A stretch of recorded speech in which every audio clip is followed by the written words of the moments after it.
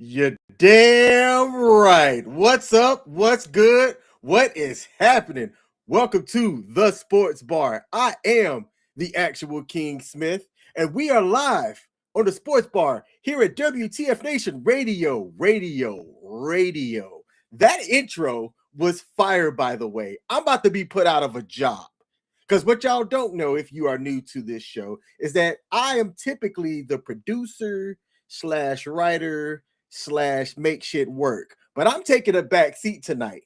As tonight, the producer, the main guy running things, is going to be the Army veteran, the guy affectionately known as Coach Behind the Fence. Coach, let the people know something.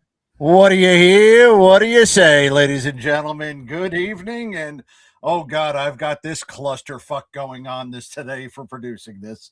I wanted to give King, if y'all don't know, has meetings now, Monday nights, Tuesday nights, Wednesday nights, on top of all the shows. So I'm going to try to do a little bit of a step up and do a little bit more to take it off the plate of King so that this way he can enjoy his stuff and then we can come out and talk sports. So let's see how bad of a clusterfucker or how bad of a shit show I make this one tonight. But so far, it's looking pretty good. What do you think, King? Hey, man, you've got it, boss. This is, it's nice being a backseat driver. I think why don't you kick us off on the intro, though? I actually think we need to do something regarding the vertical streams. So let me handle that, and gotcha. You get us kind of kicked off over here. For those of you that are watching while King's taking a look at the vertical streams, I wanted to bring something up to you. Across the screen on the bottom, our little scroller, I have put the phone number for Wisconsin Senator Ron Johnson right there on the ticker. And by the way, you can also Google his phone number. It's publicly identifiable information. But I want to let everybody aware of what Mr. Johnson did yesterday that affects nearly 60,000 veterans across the United States. You see, there's been a piece of legislation called the Major Richard Starr Act.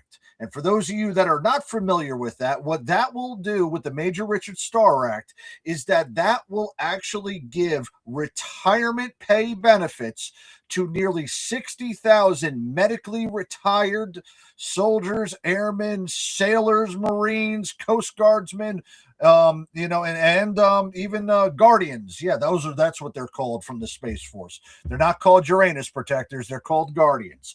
But there are nearly 60,000 medically retired veterans that are not receiving medical or any type of retirement pay due to the 20-year law that was put out from there that has been enacted for quite some time. Now, this bill has been sitting on desks, bipartisan desks, for nearly 10 years. This morning, during a live briefing of both with both committees, the Senate and the House Committee for Veterans Affairs, The main piece of legislation that was supposed to have been discussed was the support of the Major Richard Starr Act. As this has finally been enough, and it's now been going on 10 years, Major Richard Starr has also passed away since this bill was named after him. But Senator Johnson not only decided not to put the legislation up for a vote within the next day, he denied a vote for the legislation in August, meaning that during this fiscal year, it will not be voted upon. The only other ways to get that going through this year is to put it in the National Defense Authorization Act, the NDAA, which always gets signed to pay the military and to do all the fundings and projects. And, a lot of people put that little pork bill inside there, but it hasn't been done before. But to put it up as a normal legislation, it has been denied a vote, and this scumbag senator is the reason why it has been denied a vote for this year. Yes, he is a Republican senator, so don't play the lines of which party it was, okay? Because a lot of us are saying, "Oh, he must have been a Democrat." No, sorry, mouth breathing Bubba. This guy's a Republican that did this. So I want y'all to go ahead and call Senator Richard Johnson, his phone number right down there on the bottom. And I want you to leave a voicemail for him asking why he denied a vote on the Major Richard Starr Act and why is he denying the benefits that could impact nearly 60,000 medically retired veterans, to include yours truly, of benefits that could not only ease the transition from the military back to civilian life, but ease the financial burden that many medically retired veterans are facing today. So again, give Senator Johnson a call. I am sorry for stumping on this on a sports show and bringing politics to there. But if there's one thing that I am going to be as abrupt as I can be in my professional life and my personal life, is that I am going to go ahead and support veterans regardless of what situation they're in and regardless of what circumstances they find themselves.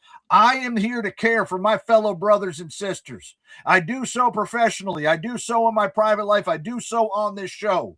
And this senator has decided to put his own personal business and his own beliefs before the service and commitment and the benefit of those that gave him that freedom. So, ladies and gentlemen, please call him, voice your displeasure about him, in fact, actually call up the Green Bay Packers, deny him his daggone season tickets, call up the Milwaukee Brewers, make sure somebody throws the first pitch at him, he's the catcher or he's in the batter's box and he gets something thrown at him, all right?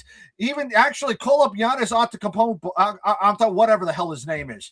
Call him up. He's Greek. He doesn't have the card to play in this. Have him just dive for the ball while he's out there, even though there would be no ball thrown to him, and give him a nice little shoulder tackle right there at a Milwaukee Bucks game. Why?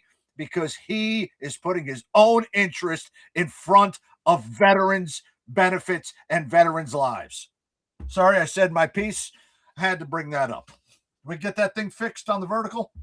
No, there's a technical thing. It might be a restream thing. I don't think it has anything to do with us. You set it up properly, but it started for the first 2.5 minutes, and then just all three of the vertical platforms on YouTube cut out.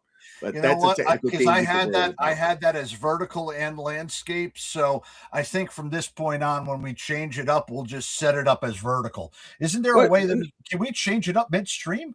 No, you can't do it midstream, but I use this a lot. You did it proper. Everything on your end was perfect because I use Restream for other stuff that I do. Yeah. And you set it up exactly how it's supposed to be. I think something just happened on Restream side. But we do have our landscape on our YouTube channels. Am I correct?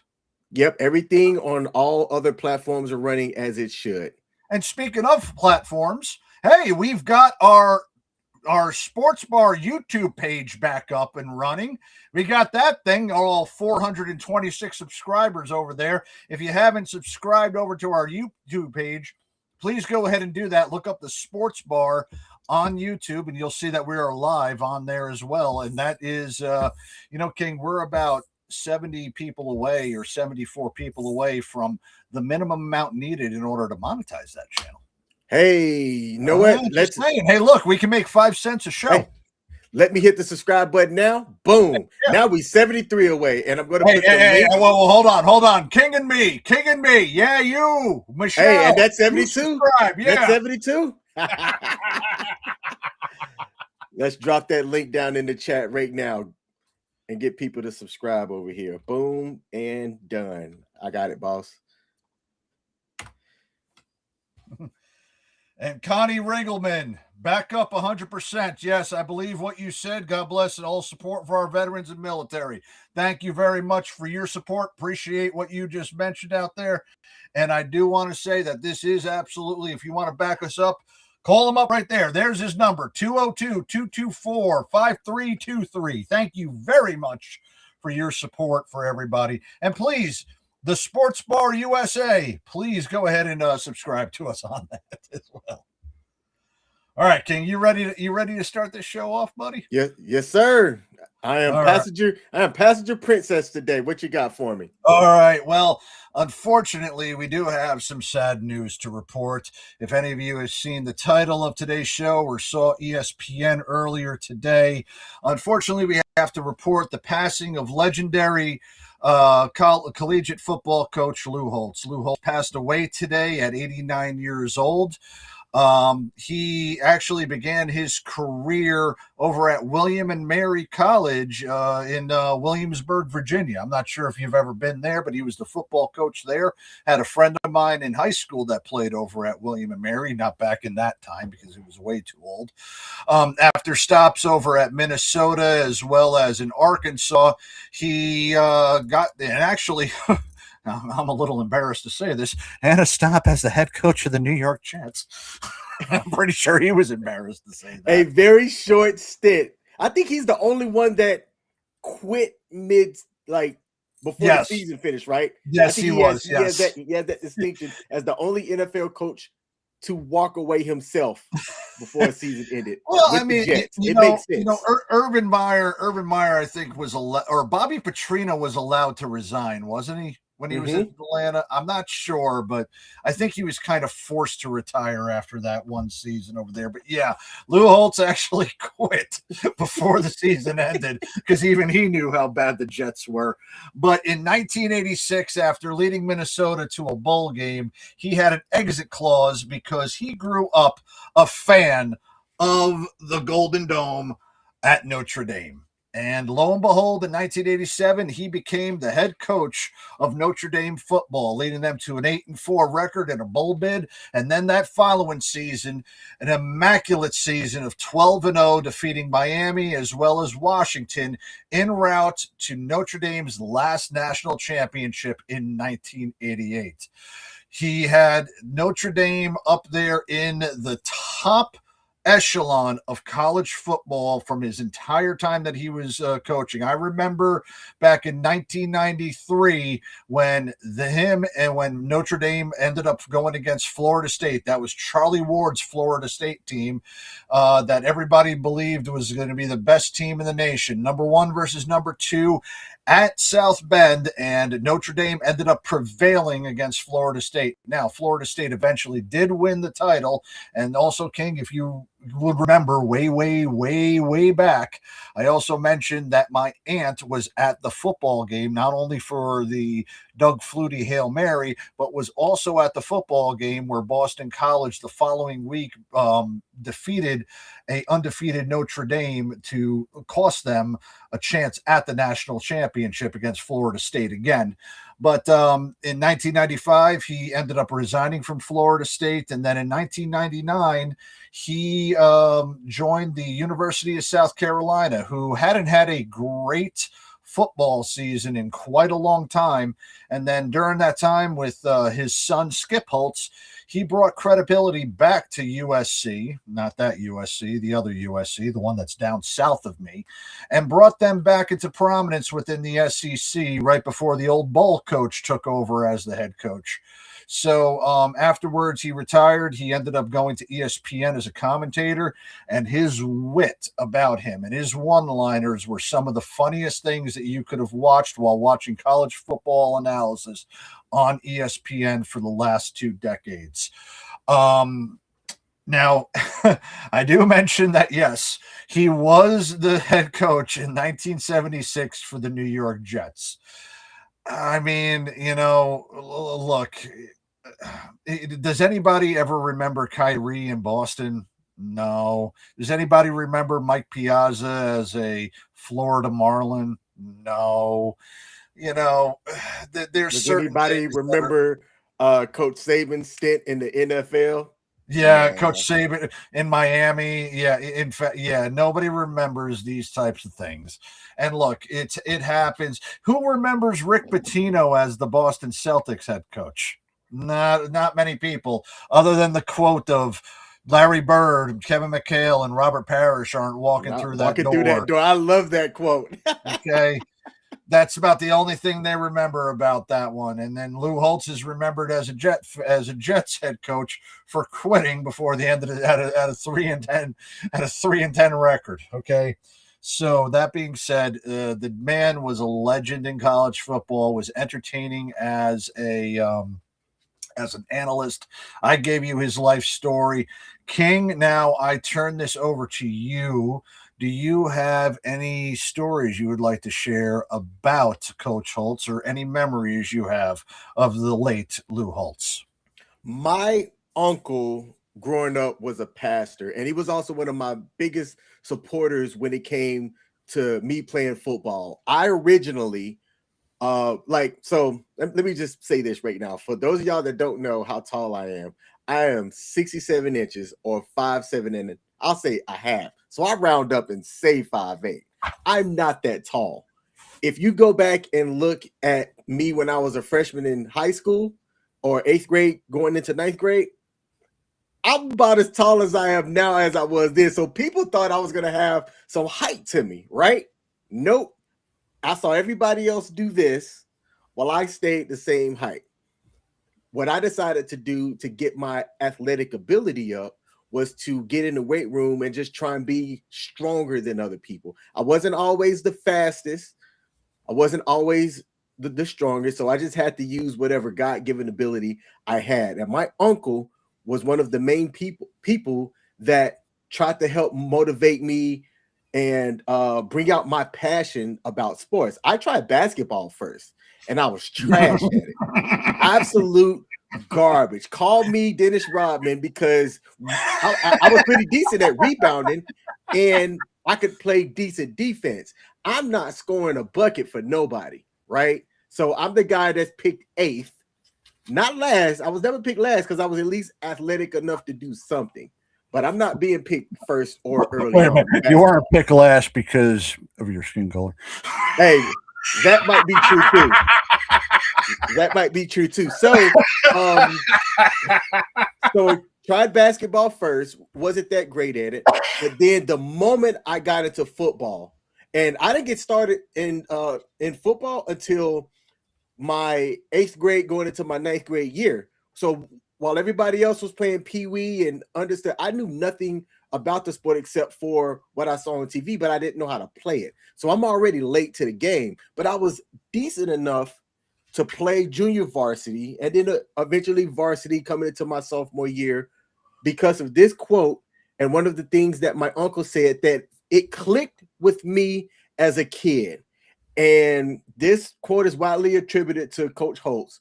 Ability is what you're capable of doing. Motivation determines what you do. And attitude determines how well you do it. And if you understand the 3 pillars of what he's talking about, I think you can get the best out of yourself, or you can say that quote to maybe motivate somebody else for them to figure out that passion, have them understand their why for what they're trying to do, and give the best performance that they're able to do going forward. Because look, I was in the same state from Carnell Cadillac Williams. And that first part of that line, ability is what you're capable of doing. He was naturally physically gifted way better than I was as a running back, right? But the second part, motivation determines what you do, and attitude determines how well you do it. So while he might have had more natural ability, who's to say that his attitude was a lot better than mine on the football field? So I made up for some of those physical deficiencies in football by having a better attitude and motivation than others who played my position. So that quote by Lou Holtz right there, I lived by that. That's a perfect quote to bring up to anybody who has any type of aspirations. One of the things, and I just mentioned Mike Piazza, okay?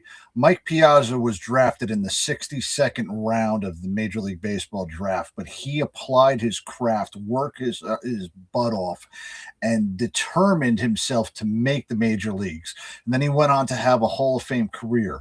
We have seen time and time again all of those who have the absolute God-given ability, yet just relax on their morals, guide through it, and let their natural ability try to take them without putting in any work.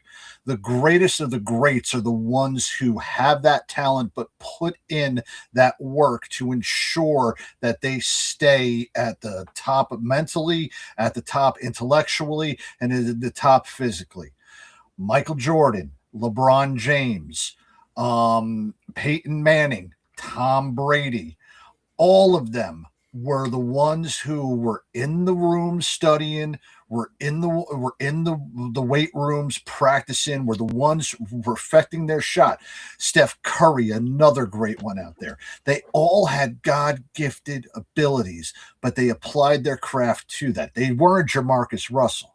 Okay. But the best of the best were able to be the ones that have done that. And even some of those ones that are just at the cusp of the best, the Drew Breeses, I'm not going to give Dan Marino because Dan Marino was another one. But when you look at those who don't have the physical acumen, the physical tools, the ability to perform and to be their best and to push themselves to the limit to become the best, that is the difference maker for what makes you successful versus what makes you a bust. And I'm glad that Lou Holtz was able to, keep that for you. It was to give you that inspiration to do that. And I assume, well, I mean, I already know this, but I know that you've put that into other aspects of your life as well. Absolutely. Yep. Like that quote, that line right there. I didn't get a lot of stuff from the military. I got my drive and things and self-motivation from playing sports in high school. And, those type of people that would give those lines that I saw on TV or, heard on the radio growing up, those type of coaches that could motivate you through speech, man, I love those guys. And Lou Holtz was a guy that was known for some quotes. Absolutely. And he is going to be sorely missed, not just within college football, but also within the media and within a lot of people's lives. So rest in peace, Coach Lou Holtz. Appreciate everything that you have taught us over the years and the inspiration that you have brought to many, many of college football players. Real quick, I want to say, couple people out in the chats. Let's say hi to them. First, I want to bring up Patricia Williams. Support the veterans in the military. Absolutely, Patricia. Thank you very much for your support. Appreciate you coming in. I feel a little weird saying this one, but God happened to me on Facebook, says good evening. That's not usually my line to say. So King, why don't you say it? What's up, Boo Thang? That is my Boo Thang in the building. Appreciate your support, lady. Absolutely. Thank you very much, Michelle. Appreciate you coming on. All right, ladies and gentlemen, do want to bring up our next topic, and we're going to go a little bit of, I know NASCAR is not everybody's favorite sport, but I do want to bring up a little bit of history that happened Sunday over at the Circuit of Americas in Austin, Texas. And that is Team 2311 driver Tyler Reddick won his third consecutive race to start the 26 2026 NASCAR season. Took the victory at the Circuit of the Americas race, which is a road race. For those of you that are not aware, yes, they do turn right as well as turn left. The Circuit of Americas is one of the best road races, or excuse me, I will call it a circuit track, as Formula One races on it. NASCAR races on it. I believe IndyCar has tried to race on it, but something has happened. But regardless of that, he held off Aussie driver and road course expert Shane Van Gisbergen, who had a decent car but didn't have and has phenomenal driving talent on these road course races. But didn't have the car to beat Tyler Reddick. Now, this is the third consecutive race that Tyler won. No other driver in NASCAR history has won 3 consecutive races to begin the season. And to show the kind of dominance that this 3 victories has, right now he has a 60-point advantage over second place in the NASCAR Cup Series point standing. He has over 160 points out of 3 races than the person in 10th.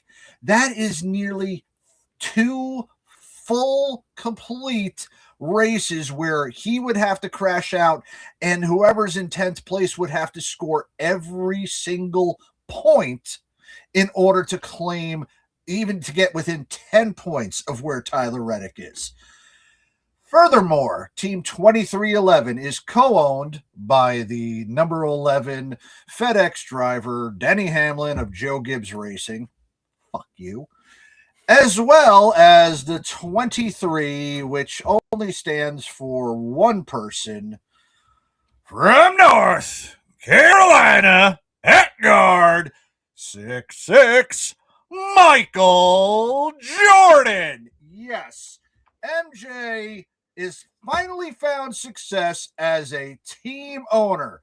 Unfortunately, it's not in basketball, but it is in NASCAR, as he has been there and present for all 3 of the races and has been seen celebrating in the victory circle with Tyler Reddick and Tyler Reddick's family.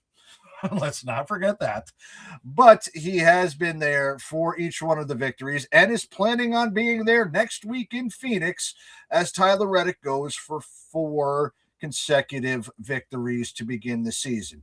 Another note regarding this is that his teammate, Bubba Wallace, has not only finished in the top 10 for the first 2 races and finished 11th out of over at the Circuit of the Americas, but he is currently 3rd in the NASCAR points standing for the season, which means that Team 2311, after all of the ridiculousness that happened with them being uncharted last year, suing NASCAR for the ridiculous rules that NASCAR was utilizing in order to keep all of its money, and forced a change in the playoff format to better the drivers and better the fans, has now taken the early lead in the NASCAR season as not only the most dominant team, but as the most dominant driver.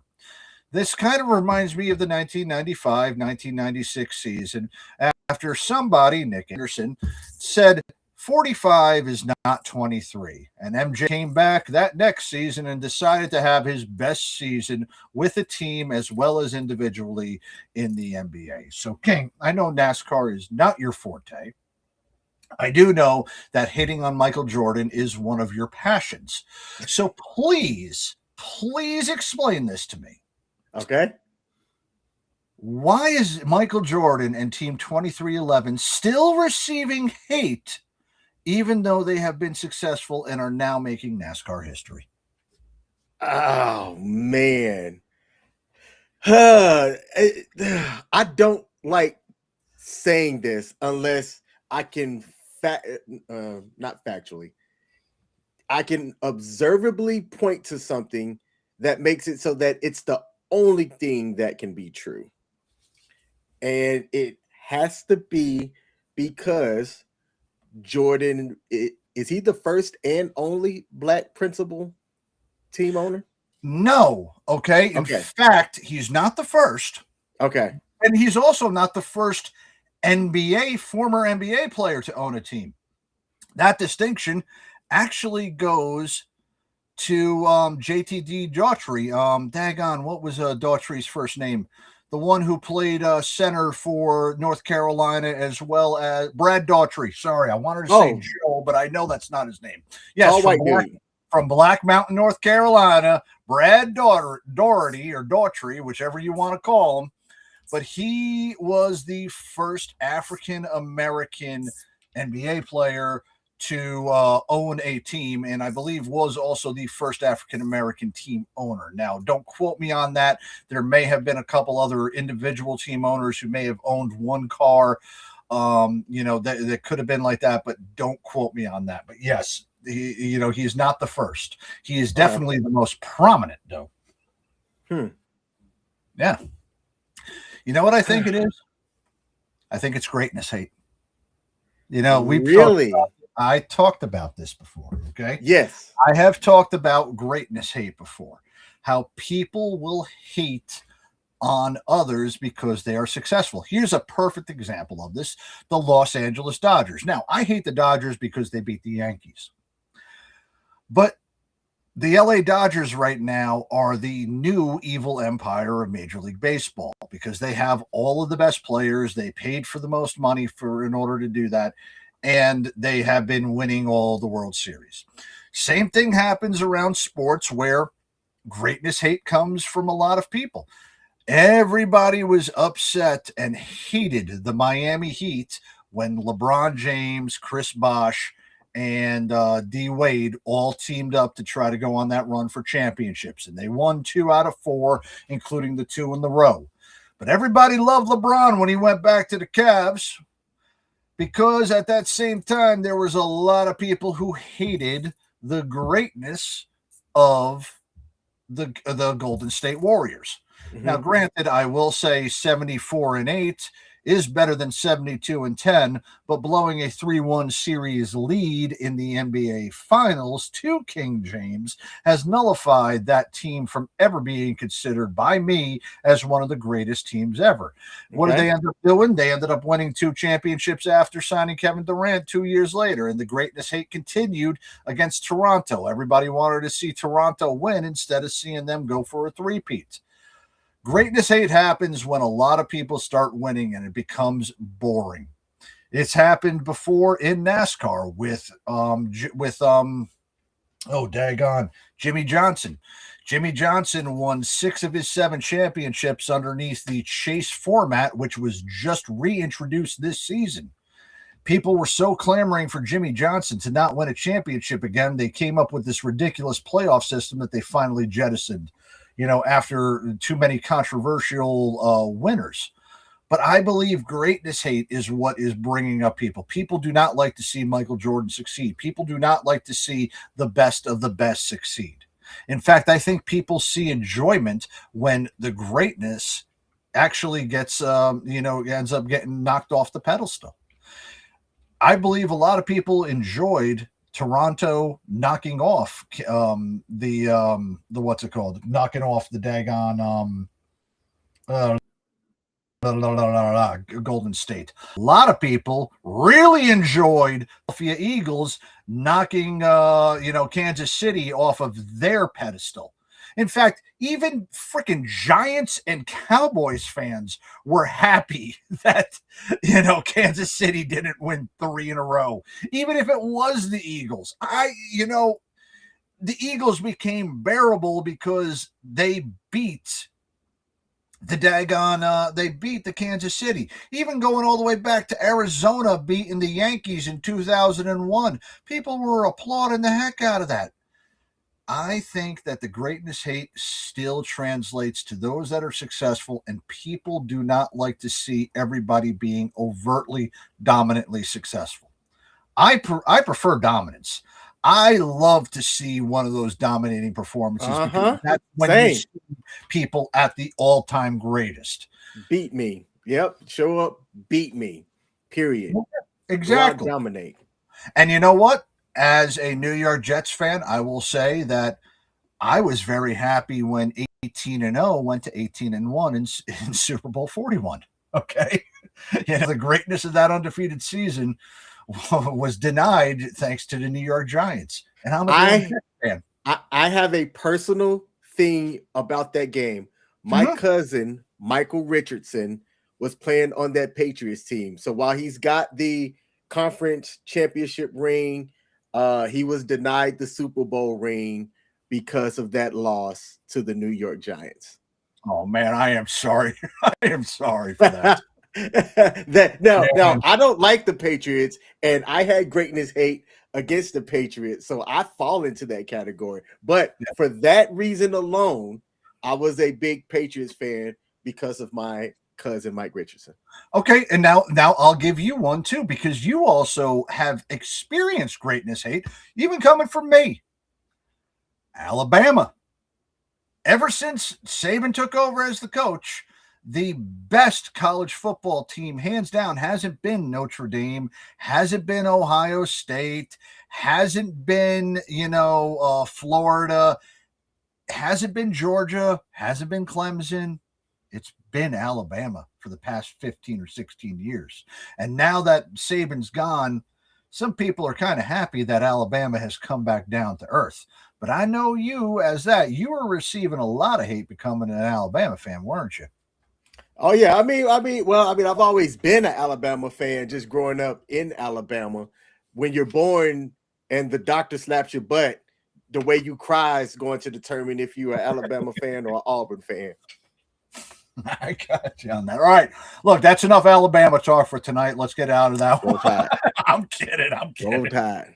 All right, hey, real quick, do want to say hi to a very loyal fan to the show, Mr. David Cunningham, coming back here. I haven't seen you in a couple weeks. He says, good evening, King Coach. Well, good evening, David. And thank you very much for bringing this up, but brings it into the chat. Wendell Scott, yes, and that's who I thought. I forgot that he was a team owner. I know he was a first driver, but he was the first African-American driver and team owner to compete in NASCAR's Cup Series. So that one is the first one. Wendell Scott did own his car outright.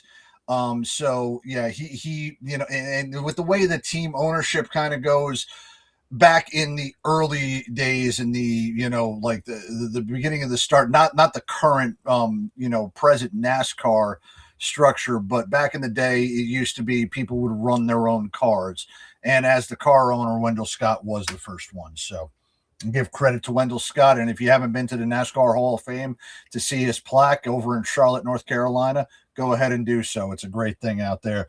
David also brings up that MJ, and he does gives the credit for his NASCAR success to his co-owner, Denny Hamlin. Yeah, I know he does. And to Denny Hamlin, I say this to you. Okay. So let's move it on to our next topic. I do want to get that off real quick. All right, King. So I know that you said before the show that you wanted to talk about this. I didn't read up on this just yet because I was trying to figure out a couple other things about Coach Holtz and the WNBA. But you've got the story of a 32-year-old man who is denied NCAA eligibility, possibly because he's got kids in junior high and, is about to have a vasectomy. Is there any truth to that? So from the last that it was reported that I saw from Shane Tuttle, who covers NCAA sports, Shane Tuttle on his X page wrote the following: that Chad Baker-Mazar was dismissed from USC's men's basketball team after an internal investigation determined that he falsified his birth certificate. He's making the claim that an anonymous tip came in suggesting that the Dominican native is actually 32 years old and a father of 4. Now, there's been some context that's been added to that, because if that is true, that would be wild. But there hasn't been reports that have either came or the NCAA about why he actually got dismissed. Now, I can imagine that if it was determined to be because of a falsified birth certificate, I don't know the rules in black and white, but I believe that that's like a big no violation that could have the USC's basketball team in trouble. So if that was the case, I doubt that they'd want to put that information out there. But that's the prevailing rumor mill that allegedly occurred. And I want to make sure I say that very nicely for our legalese people out there. Allegedly, he had a falsified birth certificate, and this dude was a whole papa and several years older than what people thought he was. So now, King, I'm not sure how much you follow Major League Baseball, but back in the 2000s and the early 2010s, there was a lot of controversy about the Dominican baseball players actually being listed as younger than what they really were on official birth certificates.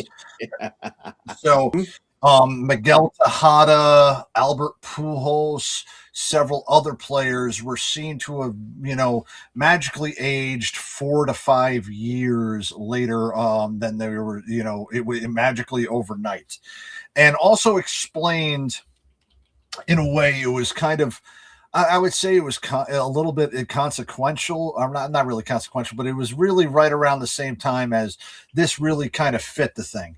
The prime of these athletes are from from about 27 to 32, 33, especially in baseball. In basketball, you have a little bit less of a time period. You're looking maybe about 31, as the time. And then football, you're looking at less of a time. But in baseball, you're really looking at your prime between 27 and 32. But guys like Albert Pujols and Miguel Tejada, they were having, phenomenal out of the gate seasons from when they were young, and then seemed to have fallen flat off of the earth at times that they really shouldn't have. That was considered a little bit early. Now, Albert Pujols came right back, but Miguel Tejada was not the same player that he was after it was found out that he was really 3 years older than his birth certificate, mentioned there. So it is something that was common that, Oh, and another one who did that was David Ortiz, apparently. That was another one. Right? Wasn't a little bit after COVID or the beer virus, wasn't there some type of controversy with the Little League Baseball where some team that was real dominant had a kid from the DR? He was apparently like 2 years older than what he claimed, and they stripped that whole team of all their wins. That was fairly recent. It might have been if not COVID year, it was maybe like 2021. It was one of those years just recently that happened, but also one of the famous ones was a kid by the name of Danny Almonte, who played over in like the early 2000s in the Little League World Series. And he was 15 years old and threw like a perfect game, a no-hitter, and was hitting dingers just left and right out there. But it comes to find out that he really is 2 years older than what he was saying on his birth certificate. I think that's the same story. The kid's name was Danny Almonte. Okay, yeah. But there was another person who around that time, around COVID earlier, that had that same situation. But it was made, in a way I can kind of understand the reasoning behind it, and I can understand the desperate measures that a lot of the ball players do make.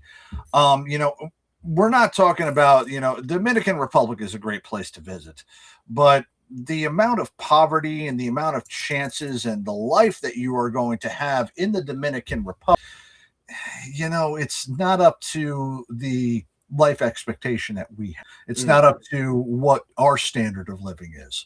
So any chance that they would have to not only improve their life, but improve their family's life, they would take that opportunity to do that. And baseball was really a rough sport, about players' ages and things like that. They wanted to sign players as young as they possibly could. I remember Mariano Rivera was apparently signed at 16 years old out of Panama for about $5,000. And to him, $5,000 was a blessing as far as, everything that he could play, utilize. there's been a lot of that with a lot of these international players coming in. And it wouldn't surprise me, even going into the NCAA, as it turns more pro with these NIL deals, that players from these Caribbean countries and these other European or international players that don't have the great record keeping will now go into college with these NIL deals to try to, improve their financial status. Mm-hmm. I don't see, and then actually I bring that up because David Cunningham also brings this up here into his comment, brings it up, and it says, it seems that the introduction of the NIL money sport players may stay in college much longer, which will have older players joining professional sports. Yes, that does happen, but I am also bringing up that it could also be utilized for nefarious reasons for the improvement. We do notice, though, there's like a couple players right now that are going on their 7th or 8th year of eligibility due to red shirts. And we've reported a couple people that I believe we had one of a court case of somebody who was denied the 8th year, I think a couple weeks ago, didn't we, King? Mm-hmm. Yeah, I can't remember that. I don't remember. Yeah. Yeah. But we had that. But, the money is now there in football and in basketball and in a couple other sports. So we're going to start seeing, not only players, well, I mean, we're bringing up the definitely bad things. We're not only going to be seeing players that are going to be trying to manipulate the stats of their game while they're playing in the college ranks. We're going to see players, and we've already seen players that are holding out on NIL deals and things like that, and are getting sued by universities for not holding up their contract so that they can chase more money. But now we're going to start seeing people that are going to lie and falsify their chance so that they could get that payday. For a lot of them, especially the international players, it'll be a life-changing amount of money. So what do you think about, because just kind of while we're here, yeah, holding your kid back a year, right? So that they're competing with a physical advantage over folks that are outside of the year that they're in. Okay. And I say this as a brother of 2 brothers that happened to. My mother delayed because of my brothers' birthdays. They were a year behind as far as like when they were competing against each other. My brother was both of my brothers were close to 19 upon graduation from high school. Okay. And I had just turned 18 a couple months before. But because of their birthdays, like one was in June and then the other one was in August, both of them started a year later after kindergarten. They had some advantages coming out of high school about being a little bit older and a little bit more mature.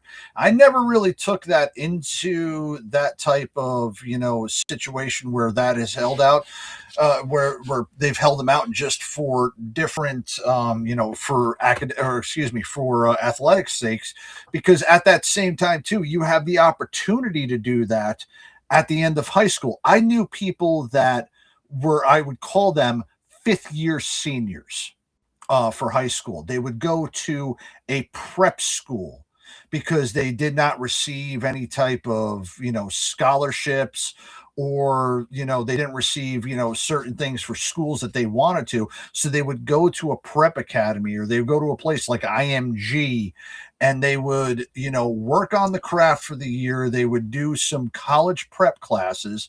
I'm not sure if they would do any type of entrance college classes, but then they wouldn't lose their eligibility, and then would go out for that next year of them being able to, be eligible for scholarships and things like that. So I see that as a year is a year is not going to make or break you, but it could do something to age you. And if that does, then I am okay with it. But to put 3 to 4 years upon somebody, like a senior going against a freshman, okay, the senior is going to beat up a freshman.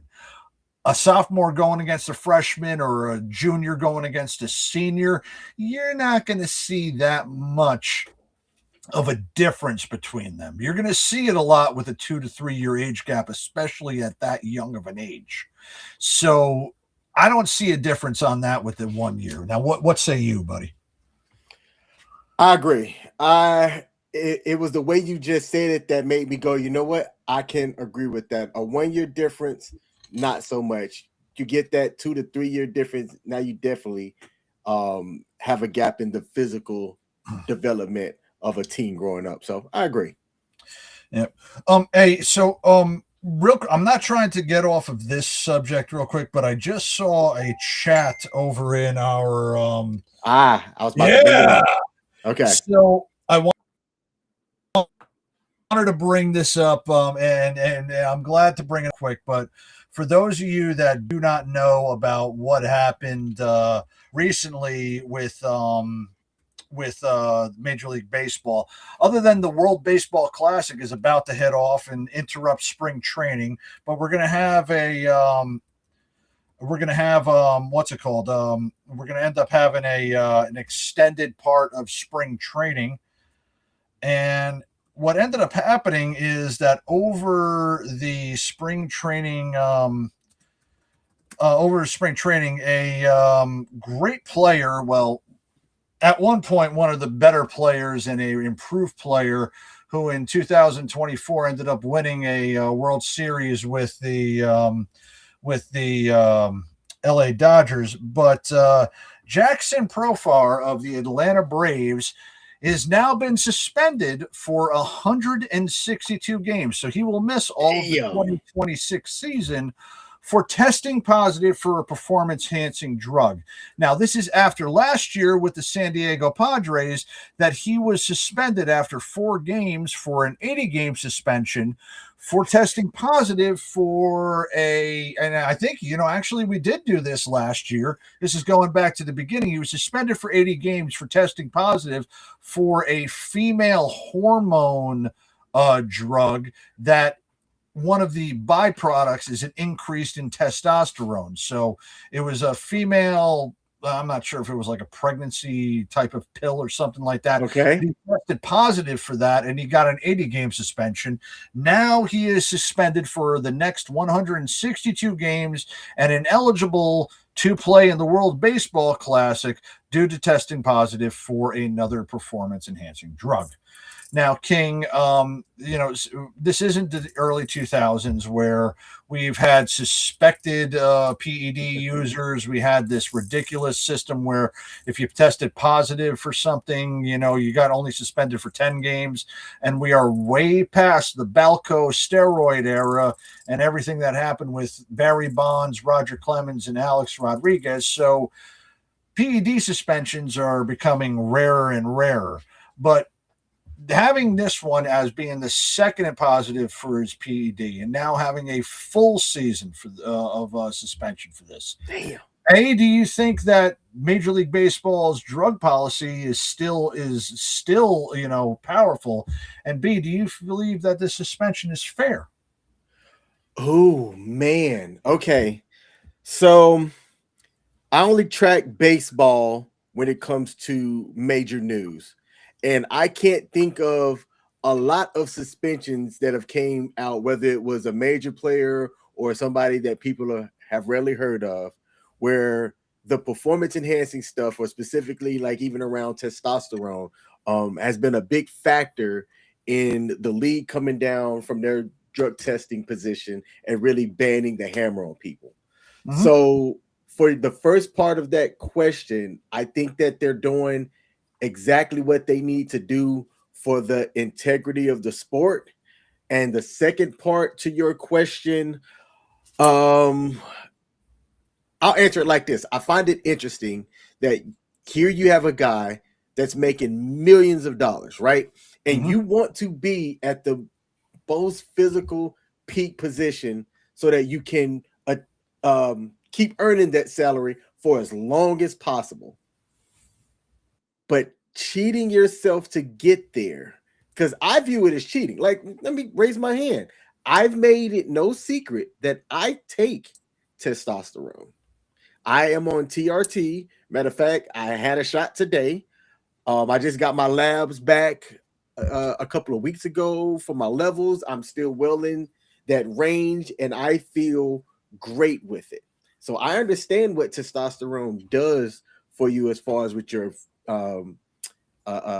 how you're able to maintain muscle and things around with having that hormone. I think it's tragic that the guy didn't learn his lesson from his last suspension, and the MLB's policy around it should continue to be enforced to keep the fairness even around the league as far as just natural ability. Now, let me look at this camera. Mm-hmm. People are doing things to skirt stuff to be able to get the best physical abilities that they can out there. Oh, yeah. We know it's happening. Oh, yeah. Well, I know it's happening, and we know it's happening. And I'll say this, that it ends up detection as well as news breaking will end up breaking that stuff up. We haven't heard about this in a while, and I will actually give you two names that I do remember. The last two big names that I recall hearing about PED suspensions was Manny Ramirez after he had tried to attempt to come back to Major League Baseball with the Tampa Bay Devil Rays, as well as Robinson Cano after his turn with the Mets. And I believe both of them have not played baseball since and never served their suspensions. As of now, there's only one person who is banned for life due to that for testing positive 3 times and has not sought reinstatement, and is most likely his career is over. But his name was completely inconsequential to what we're arguing with. It has become a lot harder. And I will say this, it has become a lot harder to hit a Major League Baseball the way that they did in 2000s and the 90s and the early 2010s. As you can see now with the way that they approach the plate with a lot of players are the three true outcomes: a strikeout, a walk, or a home run, or a single or a home run. There's very few in between. There's no more gap hitters. There's very few contact hitters who try to, get on the base. They try to clear it and hit it where they ain't, and they ain't over the wall. So a lot of adjustment has been made to a lot of people's swings where they're going for the home runs and they're trying to approach the numbers that were done through PEDs.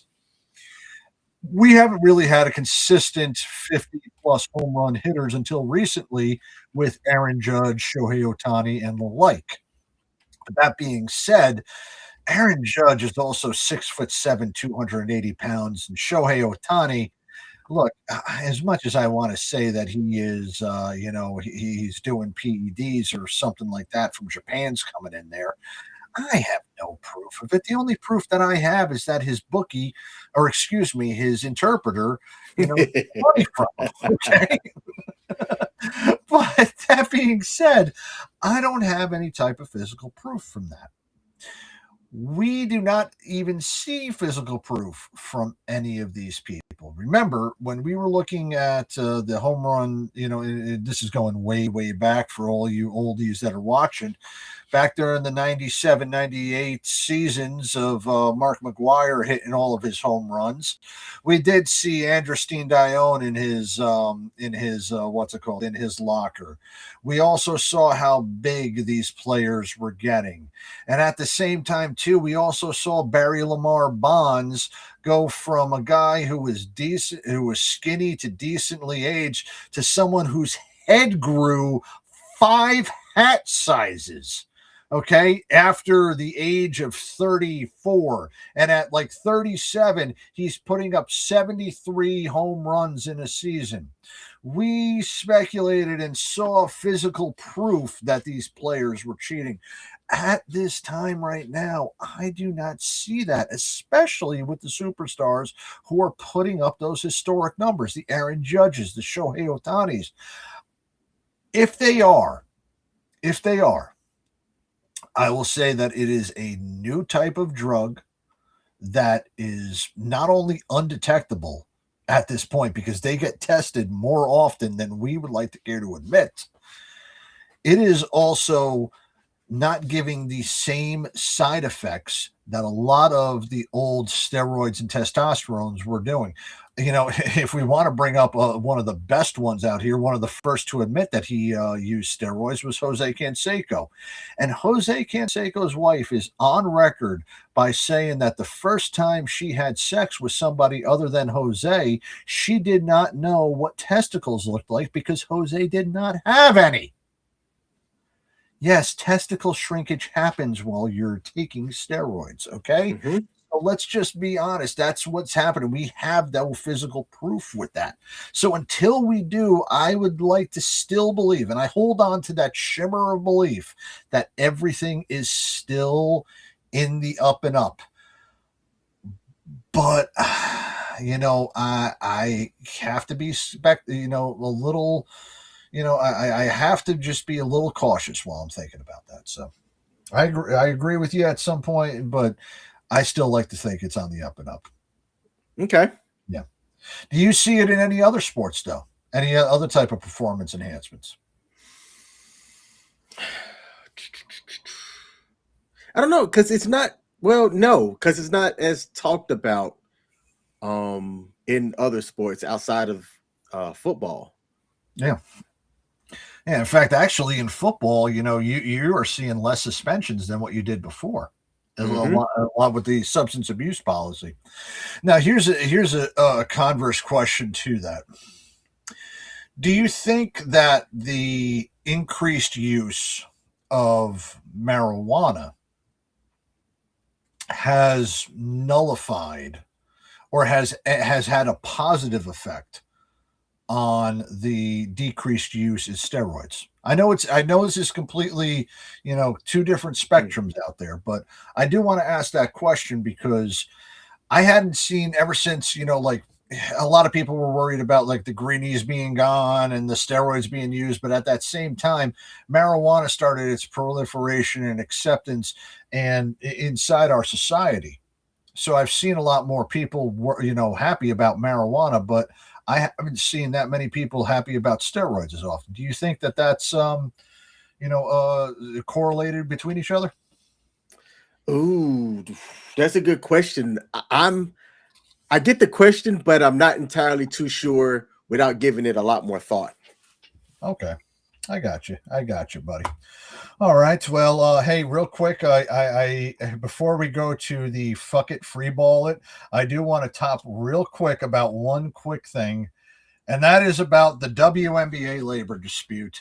So, King, just so you know that March 10th, which is Tuesday of next week, is the self-imposed deadline for the WNBA players union and the league owners to ratify a collective bargaining agreement without missing any time, any games, or anything else for the season.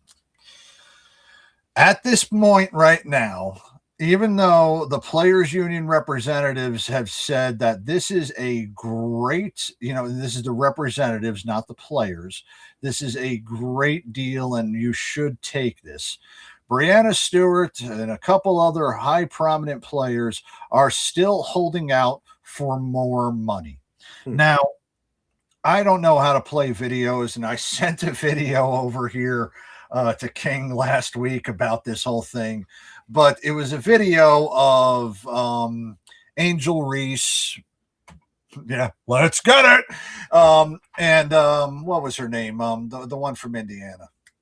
Caitlin Clark, yes. Caitlin Clark going up to Adam Silver and demanding more money for their next collective bargaining agreement. And the exact terminology and the way that it was it is kind of like your wife coming up to you and demanding more money while they do not work and you need to work overtime so that they can afford to go out to Target. Okay. And that is essentially what is happening again as the subsidization of the WNBA by the NBA makes up the majority majority of the revenue and the majority of the operating budget that the WNBA operates on. So, King, I say to you, as our resident and only person who follows the WNBA, will we see a season this year? And if we don't, will it actually be missed? Oh, two parts to that question. Will we see a season? I think that this is the best time for the players to try to leverage something to the popularity is here now, and they should capitalize on the increasing eyes that, in my opinion, players like Caitlin Clark and Angel Reese has brought to the sport. If they don't, and they have to sit out a season, that's going to put them so far behind on trying to get more people to spend money on the sport that I just don't think they should take that gamble. If I was advising them, I think you have to look at it and take a step back, and you can bring things to the table going forward, but you need to capitalize now. If the sport didn't increase in popularity the way it's done over the last 2 seasons, then sitting out wouldn't have that big of an impact. But stars like Angel Reese and some of the other players, there's been more eyeballs, more people talking about the WNBA, more people supporting the NBA. Losing that season, I think, could have adverse effects. I don't think they should do it, but the question was, will they have a season? If the self-imposed deadline is March the 10th, and we're 7 days off from it now, I haven't heard anything about the needle moving. I don't think that they're going to come to an agreement before the season kicks off in May. Oh, man. Oh, man. Do you think there might be a shortened season then? Ooh, if they could come to a compromise and have a shortened season like the NBA did, yes. I think that there is a resolution that could occur where they might meet certain deadlines to be able to have the season start, but they come to a resolution and have a shortened season. I'm trying to remember what year that could work out. What year was that they had the labor dispute and they shortened the season? Was I still in high 22, school? 23, or was that 23, 24? I don't remember what year that was, but it did just happen, right? It was one. Yeah. Okay. Yeah, I remember it happening, but you know what? Here's the funny thing: is a couple of years later, we still don't, we've forgotten it completely, And who remembers the cancellation of some preseason games in 2021 for the NFL while they were in a lockout or labor dispute? Mm-hmm. Not a lot of people do. You know what the funny thing is? A lot of people remember the 2005, 2006 cancellation of the entire NHL season. A lot, in fact, actually, not a lot of people call that the death of hockey in North America. Regardless of what we have done, hockey has not been as popular since that labor stoppage took away the entire season. At the same time, too, there's still a lot of people who 30 years later are still remembering fresh in their memory the cancellation of the World Series in 1994, which also had to do with the imposing of a salary cap across all of Major League Baseball, much like what is going to happen in 2027. So them losing an entire season might lose their entire fan base. And I don't think that they have enough of a standing ground, and it's not because they are women, but I don't believe they have the firm ground to stand on because of the way that their revenue is, with the way that they are set up and their subsidization by the NBA. If Women's World Cup is a singular event, and Megan Rapinoe was right that they brought in around the same amount of money. Well, they brought in a decent amount of money, but weren't getting paid the same percentage as the men were. So Megan Rapinoe was correct as far as fighting for that right for the Women's World Cup soccer teams. Mm-hmm. And which was a question that I have for you. I don't know this. I haven't looked this up. I've been passenger prince this entire time for this show. Off the top of my head, it would seem like women's soccer and what's the other major? Tennis. I don't know why I was blanking on that. Tennis. Women's soccer and women's tennis likely have to be the largest revenue sports on the women's side of the house globally. Has to be. Also, probably you would arguably say number 1 and number 2 in popularity. Tennis would also be up there too. Oh, not tennis, golf. Golf, okay. What do you know off the top of your head the revenue share that goes between women's soccer, women's tennis, and women's golf? And how big of a disparity is it with women's basketball comparatively to those 3 sports? I do not know the percentages, but I do know that for the WTA, who hosts all of the professional men's and women's matches, that the revenue for the purses are equal in proportion. Like the men's World Cup winner or the men's U.S. Open winner in what's it called in tennis gets the same as the women's U.S. Open winner. So Coco Gauff is getting the same thing as Jokic. Now Coco Gauff is also not getting the same sponsorship money as Nadal or Jokic, or not Jokic. What? Yeah, you said Jokic. Yeah, you know what I meant. Not Jokic, Djokovic. But they're not getting the same revenue as sponsorship, but they're getting the same amount of the equal share of winnings. Wimbledon, same exact way. In women's golf and the PGA, they're very close, but let's just be honest, the purses are not the same. The Masters and the men's U.S. Open is drawing a lot more fans, a lot more TV revenue, and a lot more sponsorships than the women's U.S. Open or, et cetera. So they're not getting the equal share of that. And like I said, as far as the World Cup is also determined by the nations that are going in. And the U.S. was a little behind regarding the equal share of revenue for the men's team versus the women's. Now, the women at that point, this is where Megan Rapinoe was trying to bring up that they should have equal pay for men and for women. The men's World Cup brings in the gross national product of multiple third world countries, while the women's brings it in for like one. Okay. There is more money to be spent on the men's World Cup, and they were getting equal pay. Now, are they getting equal percentages? Now they are. That is on a national level.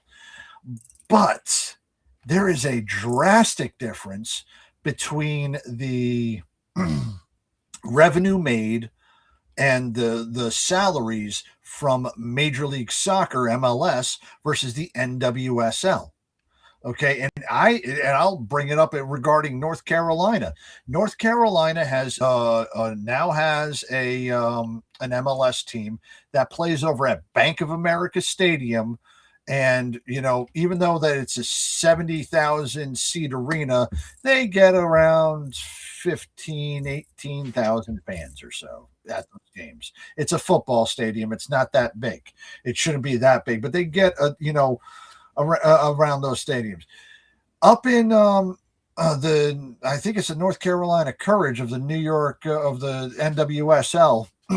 they play at Wake Med Park, which at most sits about 5,000 people, and they don't even sell out either. There's always games available. There are more seats at the Durham Bulls baseball game than there are at Wake Med Park.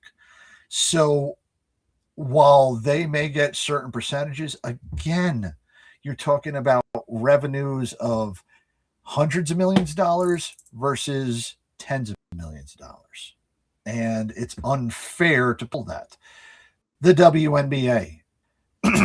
The WNBA right now, I believe, over the time period was going to receive about 15% of the overall revenue throughout the lifespan of the CBA agreement. What complicates that is that 60% of their income comes from the National Basketball Association. So the 15% of that, even though it looks like it's a small number, it is a larger number because that is about 50% of the revenue that is generated by the WNBA, much like the NBA has done for its players. I believe they're like 52-48 or something like that. That's why you have such ridiculous NBA contracts. The WNBA does not make money.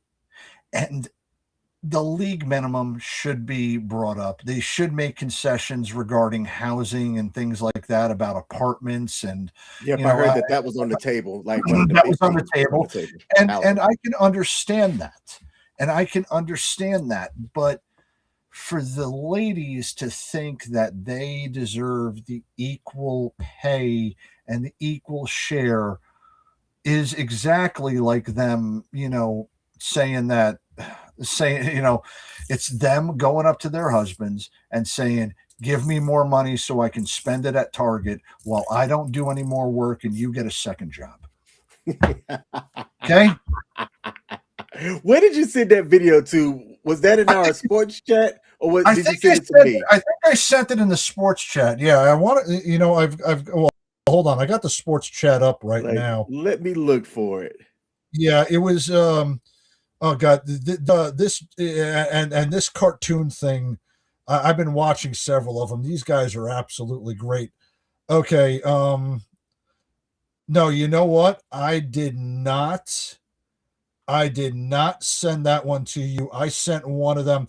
It's the same people that it's called Riot Comedy. They do good stuff. Yes. Yeah. And that's the one that I sent you regarding MJ and being the GOAT and all that other stuff. And then LeBron kept that thing going. I've got it. Yeah. I've got it. If you don't mind, let me share my screen here. Yes, absolutely. And play this. All right.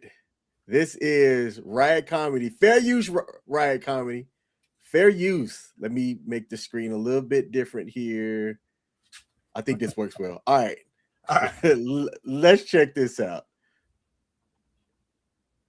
Trying to finalize our CBA deal is coming up, and if you don't meet our demands, then we're going on strike. So why are you telling me? I'm the commissioner of the NBA, not the W. Because you guys are the ones that give us our money. So give us more money, Adam, right freaking now. Easy, dude face. You're asking for more money than your league even makes. Do you not know how money works? Of course we do. Men make it and give us some, and then we spend it at Target. Maybe I can be of help. Lonnie Legends. I specialize in money and chicks, and these chicks want more money. They have no leverage. They can't afford to go on strike. I got them by the lips. There's endless ways for these girls to get loot, like Legends Online Casino, where they can play live table games, slots, or the full sports book. So what's it gonna be, Adam?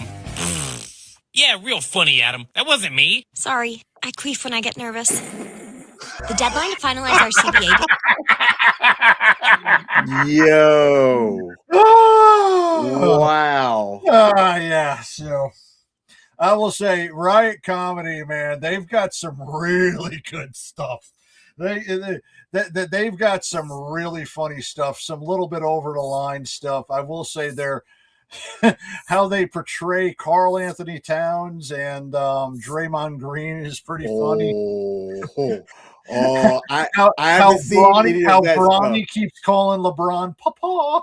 That's another good I can imagine that they have Karl Anthony Towns probably how can I say this without getting in trouble? He might be a little bit limp-wristed in some of his videos. And what's his name? They got Wemby. Wemby is getting trained by monks and has his is balancing cinder block off of his junk and things like that. It's Riot Comedy is a good one. I kind of like them. It's just too bad that I gave up Facebook and lots of social media for Lent, so I haven't seen one of them in a while. Okay.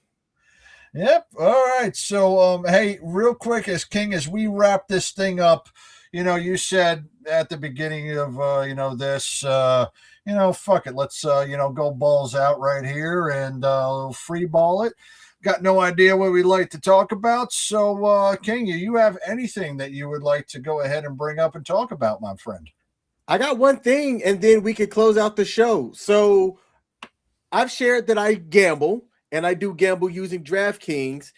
And because I'm a content creator as well, I have a lot of my notifications turned off on my phone because I'm getting pinged from different areas and stuff and all different kind of apps. And I could take the more methodical way of having some notifications set up and muting everything else, but I took the lazy way out and just muted all things.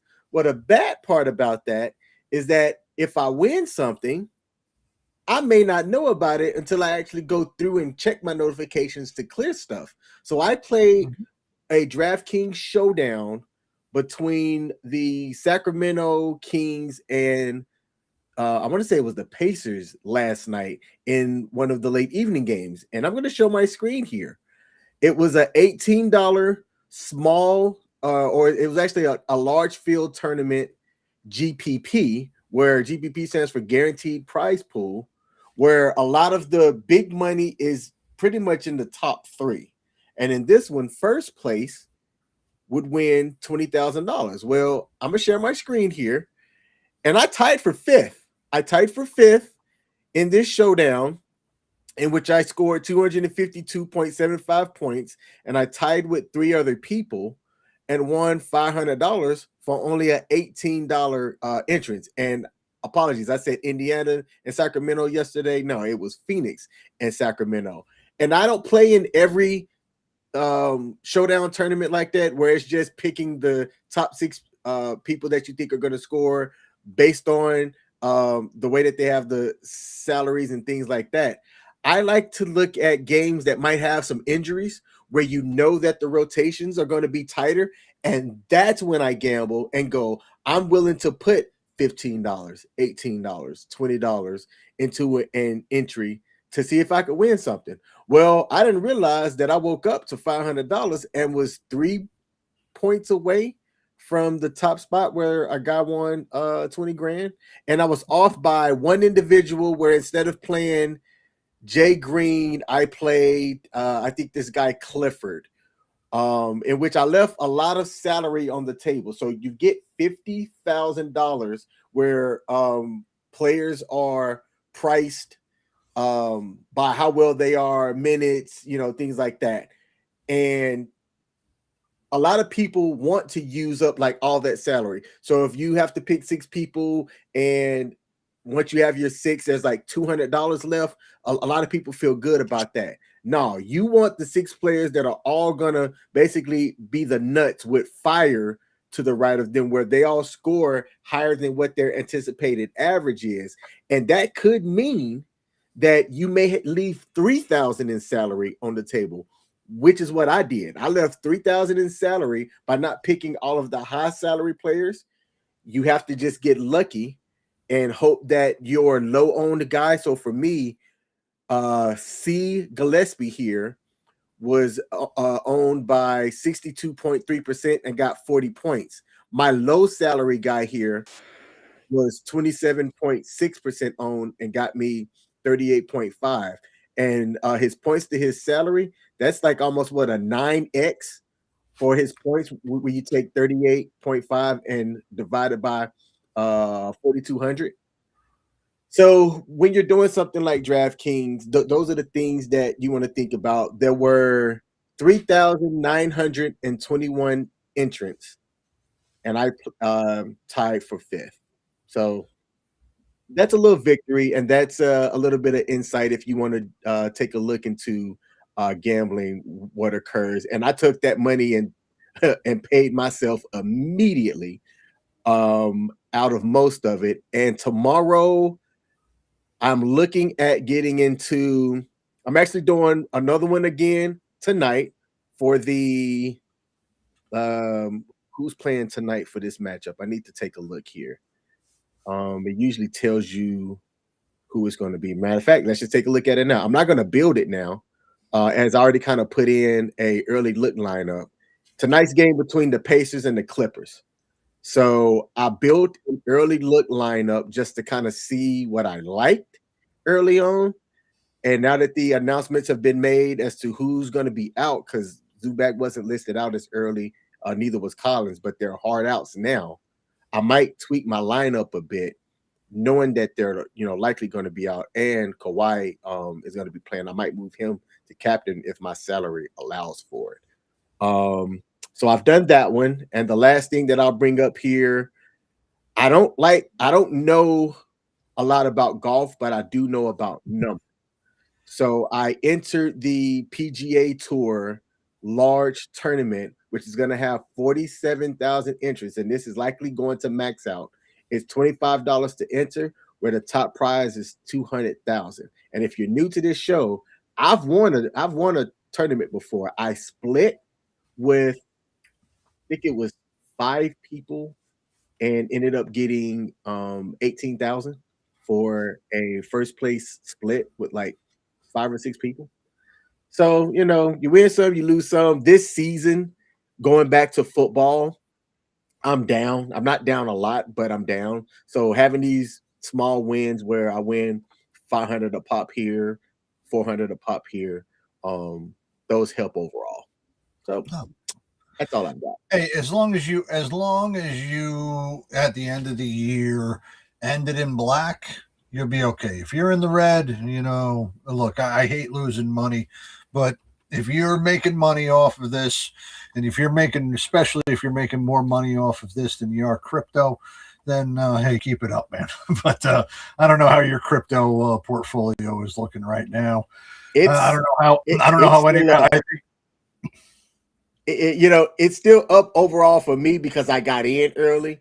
Yeah. I can imagine that people that might have gotten in at the peak are still down. As a matter of fact, you just have to be down because of the market in crypto right now. But yeah, we're not at 50,000. The Dow's not at 50,000 anymore.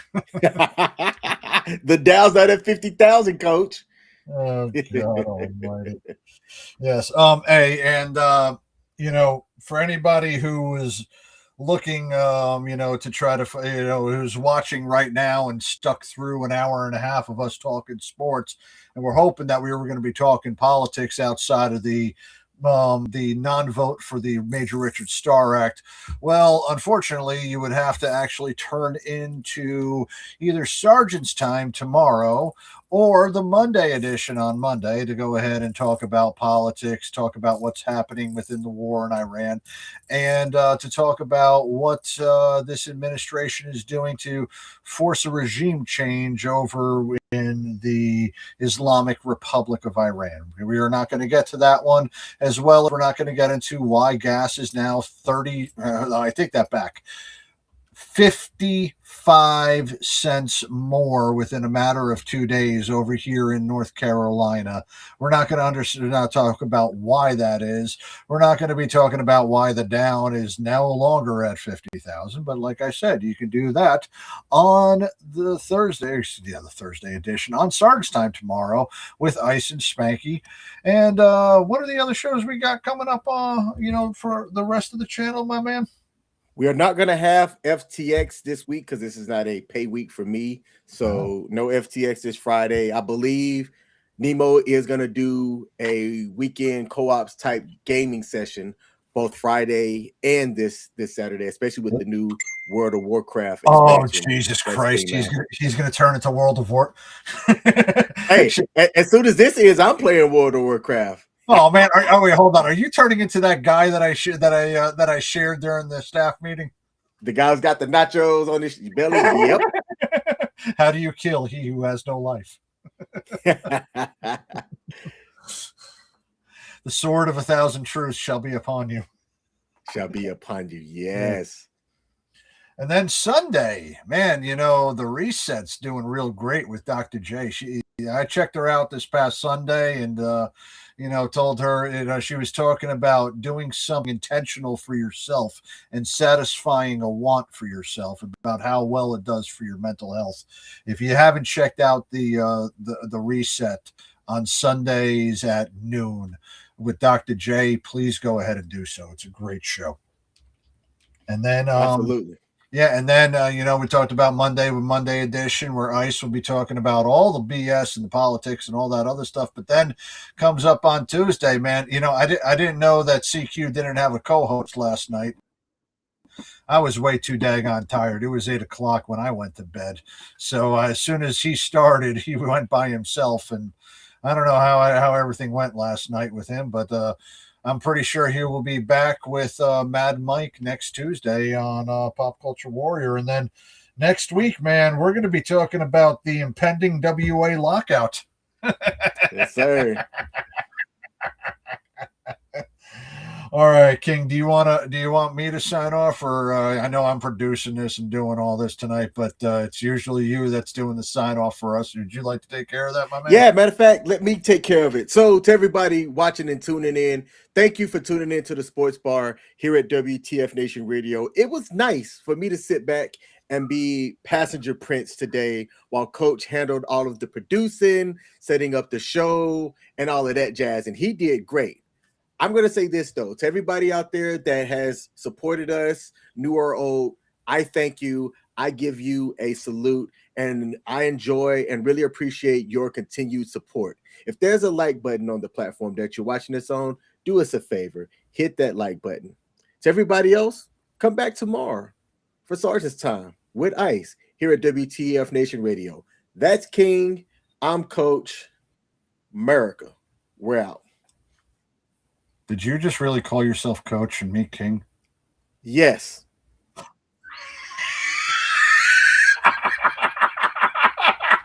Y'all knew what I meant.